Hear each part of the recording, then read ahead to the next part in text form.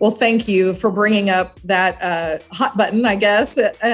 When we talk about taxes, there's always a lot of feelings around that issue. Right now, the State Highway Fund is where we source our revenues for transportation projects. That is a combination of federal funding, motor fuels taxes, and sales tax, as well as registration fees and some other permit fees. That revenue right now raises money for both preservation and expansion projects that we're talking about. The total amount of wants and needs that was established by the Joint Legislative Transportation Task Force was about $18 billion.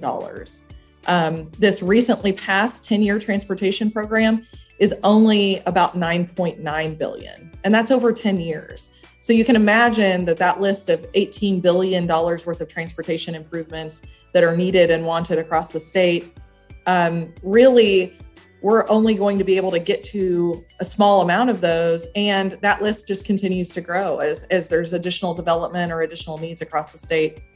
So what we've done under IKE is tried to partner with communities on those projects that are most important to their community.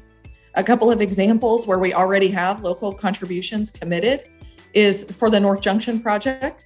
The city of Wichita and Sedgwick County both chipped in money, as well as sought a federal grant to bring additional money to that project. That combined is over $30 million towards an $80 million project. So it's a very significant contribution. The city of Topeka also has committed $20 million to the Polk Quincy Viaduct. That project is very important both for the community and the state. As we know, people driving through on I-70 go into our capital city through that viaduct. And it's so important that we are presenting a good view of Kansas and the city of Topeka. So that is a very important joint project. And the city of Topeka has prioritized that as a top priority. So when we look at, the different buckets of funding that are available for us to get at that $18 billion list, one of the things that we did is passed the tolling legislation in cooperation with the legislature to allow local governments to use that as an option. So for those of you that are thinking, I already pay a lot in taxes, how is that money going to our system if we are adding a toll on the US 69 corridor? I would say that the remainder of that corridor is still being supported by motor fuels tax, sales tax, registration fees.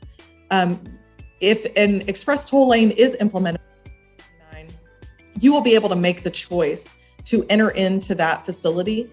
You could use US 69 and never pay a toll, but if you want that enhanced level of service, you can use that lane. But your tax dollars that you already pay today are being used to provide that facility and the free lanes of US 69.